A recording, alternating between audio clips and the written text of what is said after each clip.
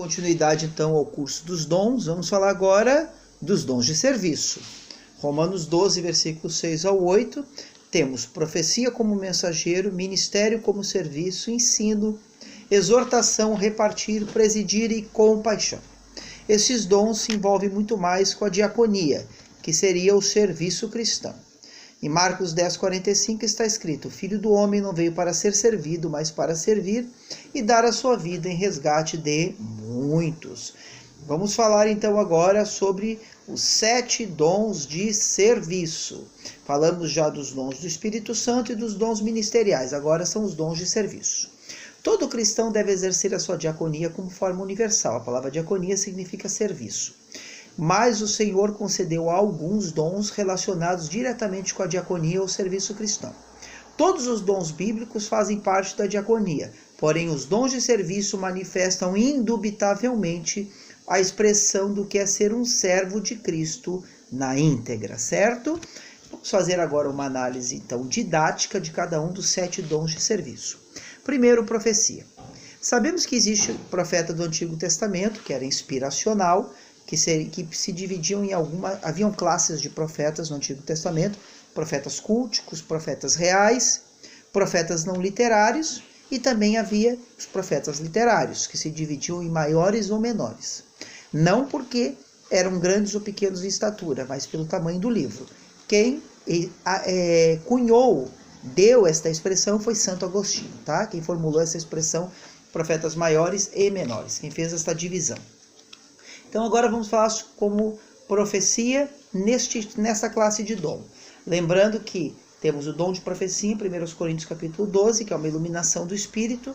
Temos Efésios 4:11, que é o dom ministerial de profeta, que é uma palavra profética de exortação, consolação e edificação, visando a exortação, visando a edificação da igreja. E temos profecia como ofício, visto que nas principais características de dons encontramos alguma expressão de profecia. Neste caso, o foco é geral, caracterizado pelo nível do dom profético, tornando cada cristão um profeta, capacitando-o a falar com franqueza e perspicácia, especialmente quando iluminado pelo Espírito Santo. Ou seja, a Bíblia é uma profecia, e eu e você, e quando compartilhamos ela com amigos, no trabalho, na igreja, na universidade, nos estudos, entre a família, estamos profetizando a palavra, porque ela é uma profecia. Seria nesse aspecto, ou seja, quando você proclama e compartilha a palavra. Serviço. Atos 6, versículos 1 ao 7, temos a instituição dos 7 diáconos. Sabemos então que a diaconia como função universal ela é para todos, mas existe, no entanto, o dom de serviço, que é a habilidade de reconhecer áreas de necessidade na família da igreja e tomar a iniciativa de providenciar assistência prática, rápida e satisfatoriamente, além de não sentir necessidade de reconhecimento. Ou seja, são as pessoas que têm o prazer de servir, mas servir mesmo, servir para ajudar, para contribuir, e não para ser reconhecido, seja dentro da igreja ou fora dela. Pessoas que têm o prazer de servir à liderança, aos membros, à comunidade e a todos, com amor e com carinho, com o coração desprovido. Tá? É um dom maravilhoso. Quando você vê aquela pessoa que está sempre se colocando à disposição dos outros, essa pessoa possivelmente pode ter o dom de serviço. Ensino. Trata-se da capacidade sobrenatural dada pelo Senhor para ensinar as verdades da palavra de Deus, independente do serviço de mestre. Ou seja, existe o dom ministerial de mestre, mas existe também o dom vocacional de ensino. Nem todos que ensinam são mestres e nem todos que são mestres são ensinadores. Mas, de um modo geral, esses dons se complementam. Tá? Russell Norman Champlin, no original grego, encontra-se assim descrito o referido versículo. Segundo o Dr. Russell Norman Champlin, o que ensina, esmere-se no fazê-lo. Ou seja, deve haver esmero no ensino. Ou seja, todo aquele que ensina deve conhecer didática, pedagogia, deve amar o estudo, o conhecimento, seja o método dedutivo, o método indutivo, ou seja, deve amar o expor o texto também com regras e com didática. Este dom inclui o aconselhamento, o discipulado, o ensino nos vários âmbitos da vida, certo? Seja também através da pregação didática, da aula, do seminário, enfim, dos conteúdos que envolvem o ensino. Encorajamento, que seria exortação. A habilidade de motivar o povo de Deus a aplicar e a agir de acordo com os princípios bíblicos, especialmente quando estão desencorajados ou com uma fé oscilante.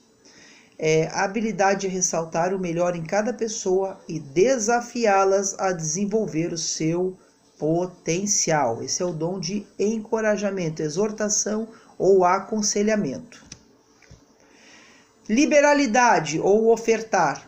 A habilidade de contribuir generosamente com recursos materiais ou com dinheiro, além dos 10% dos dízimos, de modo que a igreja possa crescer e ser fortalecida, e também a maneira de se dispor como pessoa num ato liberal em prol das pessoas, tá? Em prol, por exemplo, da igreja, em prol do ministério ou da vida cristã, dos fatos do dia a dia. É uma pessoa que tem o prazer de doar o seu tempo para os outros. Uma pessoa que tem o prazer de ajudar, contribuir na vida das pessoas, certo? Ou seja, essa pessoa tem o prazer de contribuir, de ofertar o seu tempo.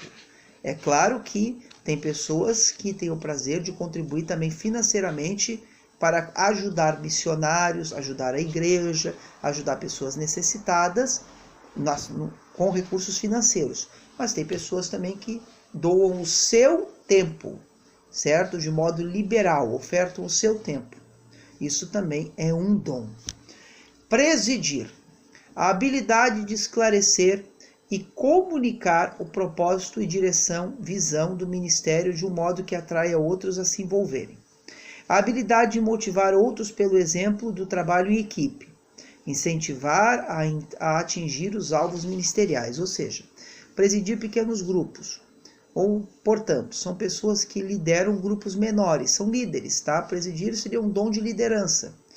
Ou seja, é dom voltado para o campo da liderança que contribui com a igreja em áreas estratégicas como administração eclesiásticas, por exemplo, gestão de grupos, gestão de ministérios, gestão de escola bíblica, de escola teológica, enfim, tudo voltado para a área da gestão e da liderança.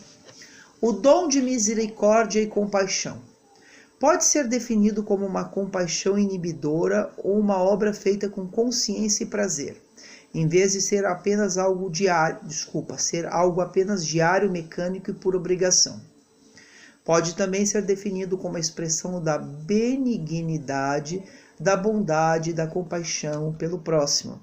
Por exemplo, é quando você tem o prazer de fazer um sopão na madrugada para pessoas que vivem à margem da sociedade.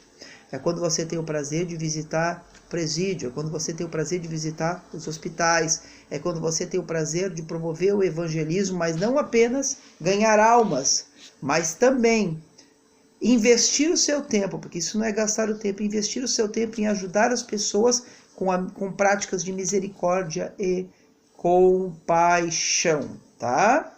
Então, esses são os dons de serviço. Repassamos profecia como ofício, serviço como diaconia, ensino, tá? Uma diferença, o mestre, o ensino é mais profundo.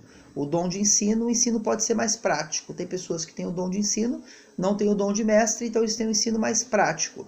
Tem pessoas que têm o dom de ensino e o dom de mestre. Geralmente tem um ensino mais acadêmico, teológico e doutrinário, mas pode também ter prático em momentos pontuais, certo? E tem pessoas que têm o dom de mestre, mas não têm o dom de ensino, porque são ótimos tradutores de Bíblia, trabalham com o texto grego, hebraico, também com a escrita de livros, mas não sabem falar em público, por exemplo. Não é porque não sabem, é porque não têm habilidade, ou não têm o interesse, ou não têm o chamado, a vocação de ensinar publicamente. Aí ensinam de outras formas. É claro que aqueles que ensinam publicamente, através do dom de ensino, através do dom de mestre, também podem ser escritores, tradutores de Bíblia e assim por diante. São facetas tanto do dom de mestre como do dom de ensino.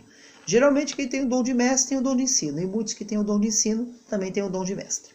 Encorajamento como exortação, que seria o aconselhamento, a contribuição, o acompanhamento pastoral. Liberalidade como ofertar, quando você doa o seu tempo, os seus recursos em prol da obra de Deus, em prol de pessoas, por exemplo, sustentando missionários.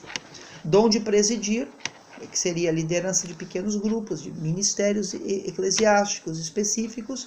E o dom de misericórdia, quando você contribui na vida das pessoas por meio da compaixão, através do sopão, do evangelismo, com expressões de amor, com expressões voltadas para a compaixão e a misericórdia, a visita e a consolação ao órfão, à viúva e ao necessitado. Aí você vai me perguntar, isto é a missão da igreja. É verdade, a religião pura e verdadeira é visitar o órfão, a viúva e o necessitado.